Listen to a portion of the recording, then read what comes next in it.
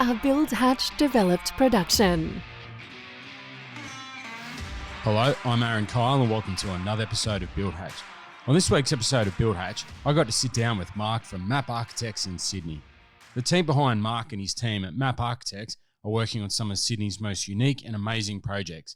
As you'll hear, I really enjoyed hearing Mark's humble and genuine story, and I really loved discussing the work behind the scenes, going all the way back to when Mark was working hard at uni and eventually starting out his own practice, Map Architects.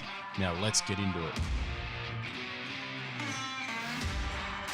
Mark from Map Architects in Sydney, welcome to Build Hatch.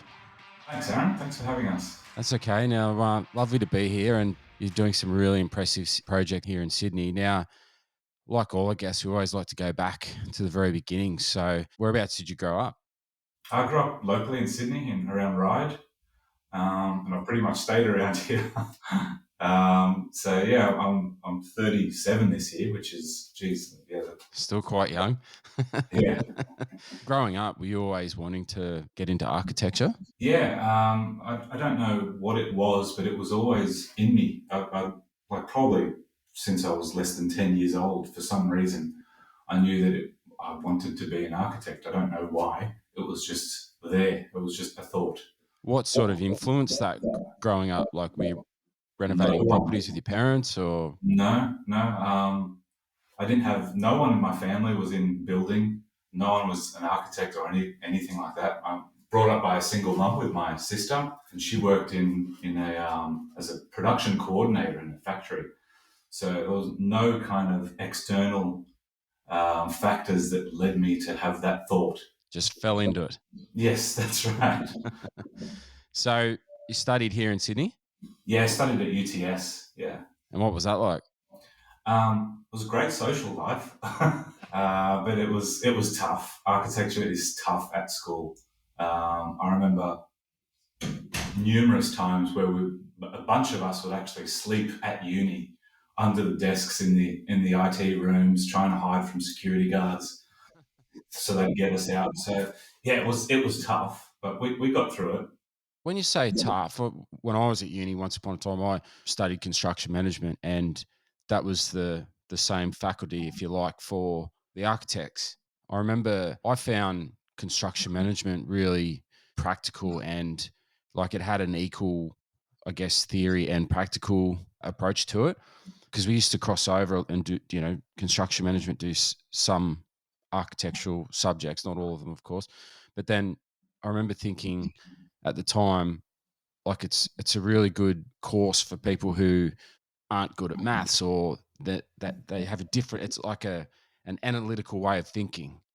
And the architect, they had that sort of artistic sort of arts sort of approach to things. So I don't know, like think of a carpenter or a tradie listening, like why was it tough? The workload was extreme. Like they really did expect a lot out of us. So like tight deadlines. Tight deadlines, yeah. We needed to produce a lot of work every week. And what sort of work? Like I know it varies, but like... So we'd have an assessment throughout the term or the semester, be it like the design of a concert hall or a house. That they varied from different avenues like that. And do they give you like a brief or something? Yeah, we got briefs, or sometimes we made our own briefs up. Just it all depends on what it was. And this was just, mind you, this was just the design subject. There were all the other subjects and that we had to deal with as well. But the design was definitely the most intensive. We'd have to physically make models every week, iterations of designs. We'd have to come up with drawings and presentations every week that we would need to present to the class to show them the progress that our design had made based on the critique of the tutors. So that was the crazy thing about it. It was just the amount of work that we would physically need to do. And obviously, I was working at the time. I did have a drafting job part-time, like I think it was 2 days a week, but that was only for a small period. So it was just a lot to juggle. There was 3 days of uni pretty much, but you were expected, the hours that needed to go into those 3 days of uni was pretty much double. Then you needed to work on top of that and try and balance a social life. So it was quite difficult and stressful. I mean, I remember presentations, people crying from stress and breakdowns during the presentations. It was full on. That's for like 5 years, yeah? Yeah. 5 years of torture. Yeah, Yeah, that's well, right. the undergrad, the 3 years in the bachelor's was well, the first year was very hard. I think they basically were trying to weed out the ones who had some romantic image about architecture and the ones that really wanted to do it. So the dropout rate in the first semester and second semester were massive. And the first 3 years were pretty full on. And I found that the last 2 years, so the actual masters, was a lot more. It wasn't easier, but it was a lot better to deal with. Maybe because we'd had the experience from the first 3 years, but I have a feeling it was more to do with we had the choice of what we wanted to choose, what we wanted to actually study. So you're juggling your couple of days work every week and then working. What did you do when you finally finished uni? I went overseas for a holiday. And then I started. Well, I went for a couple of months, I think, and then when I got back, I started applying for any kind of roles. I had a little bit of experience, but not too much. Yeah, I was just emailing everyone I could find, basically, just Right. sending emails, resumes, just waiting for something to pop up, and it did. After a couple of weeks, I got an interview at a practice called Prescott Architects, and he hired me, and I worked there for close to 10 years, and that was amazing. Yeah, loved it there. We did all kinds of. It was a small office. It was probably at most there was about five of us, six of us, and during the kind of more difficult times with less workload, there was probably about three of us. And we did mostly residential work as well, all different scales, from Altonads to multi-story apartment buildings. I learned a lot there, and that's pretty much my only other job in the industry. And then he retired. I was always running my own kind of smaller jobs on the side, which Russell, my old job, my old boss, helped me with. Yes. He was very supportive, and he was my mentor. He still is. Um, he was helping me with all that, and I was running a small business on the side in my spare time on weekends. And then he kind of went into semi-retirement a few years ago now, and that's when that pushed me to get kind of MAP underway full time. And now Russell's pretty much, I'm paying him wages now, basically. So he likes that. He doesn't have to worry about insurances, registration, no responsibilities. So he came into the office yesterday. He comes in from time to time to help us out, see how everything's going. So yeah, that's basically a summary of my work career. I suppose it's not really like you didn't really take the plunge, really, but you had this nice organic sort of transition into the map architects. Yes, that's right. Yeah. So I was running my own shop for probably, from now, it's probably been 8 to 10 years all up. So I think I started doing my own projects probably a couple of years after I started working with Russell. So yeah, it was more organic. Yeah, there's nothing. It's not like I just left one day, dropped everything, and just opened up my own shop. That it was much more organic. It made it a bit easier for that transition as well. Yeah. Yeah, for sure. So do you have like a favorite project, like out of, residential or commercial or? There's a few that I think a quirky one, and it's only really quirky because everyone's really surprised about where it's located. It's on our Instagram page. It's very one of our most popular posts, and understandably, it's more like a contemporary Mediterranean style, which is quite trendy these days. Lots of arches and textured render, whites and natural timbers have been used. Everyone gets surprised that it's kind of located in Kellyville, of all places.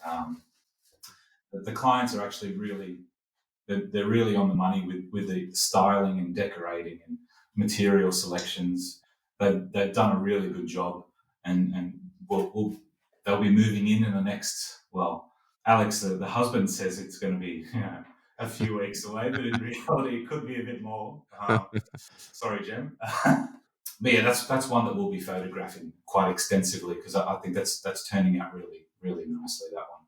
You do a lot of aged care or seniors living as well. So I find that really interesting. That's a really fast growing, emerging part of construction. So can you shed some light into that? So we've got a particular client that solely focuses on seniors or manufactured housing estates. So we've got a seniors apartment building on a golf course in Raymond Terrace that's going through the process at the moment. We work on a lot of manufactured housing estates in regional areas of New South Wales, some interstate in Victoria as well. And what happens with those is that they're mainly land lease communities. So they're marketed towards over 55s. In some locations, they're on specifically on golf courses, and the golf course rents out the land to the homeowners, and they own the land or own the dwelling. They're all over the state, really. So basically, they're around the 150 to 400 plus dwellings. So it's a full community, obviously. So they've got facilities like clubhouses, indoor, outdoor pools, lawn bowls, croquet courts, pickleball courts. Everything. Everything that comes with it, really. Yeah, look, that's really interesting. So with this, I guess, manufactured housing, like what's the process like once you've got the approval? Who's manufacturing these buildings? Well, manufactured housing estate is a bit of a loose term. People think it's a caravan park, but that's not at all what it is. Some of them are. Some of them are pretty fancy, demountable looking things, but most of them are manufactured locally by pretty reputable, local builders, cottage builders. There's others that are even manufactured on site. They're pretty permanent fixtures, although technically they are manufactured housing. So that they could be tilt up. Most of them, to be honest, are conventional construction. So it's just stud work, cladding. Some of them have brick feature walls, so that they're pretty permanent fixtures. It would be it'd be quite difficult to move them theoretically. Yeah, Although possible, it would be difficult. yeah, So, extremely. Now, how's the construction market going here in Sydney? You're here based in Hunters Hill, so how's it all sort of going at the moment? well, at the start of the year, we generally get a lot of queries, which this year nothing's changed from that point of view. I don't pay much attention to the media, so I go by what I'm experiencing or by what other colleagues in their respective industries are experiencing. Yeah, It could be, you focus on the internal factors, which is important yes, yeah, as that's right. opposed to, worrying about the external factors. Yeah, absolutely. So I speak to builders, trades, even brokers, mortgage brokers, stock brokers. I've got quite a few people that I lean on There are a for. lot of your clients too. Yeah, that's right.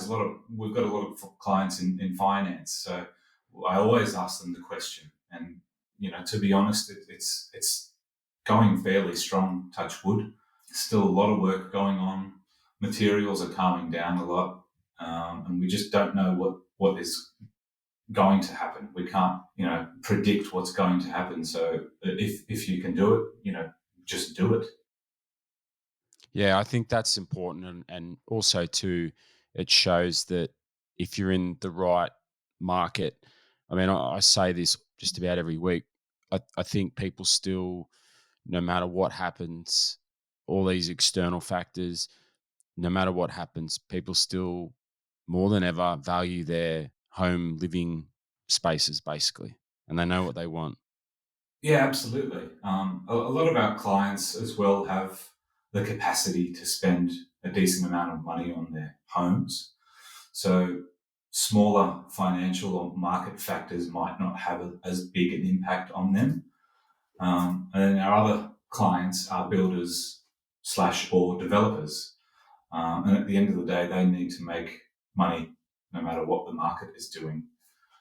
So from that point of view, the projects need to continue. Yeah, look, that's a very valid point. I mean, particularly larger developers who have their own staff who manufacture their own materials, which is quite common, in tilt panel construction. They have no choice but to keep moving. If you're employing a couple of hundred staff, you need to keep creating the projects and keep turning over the work.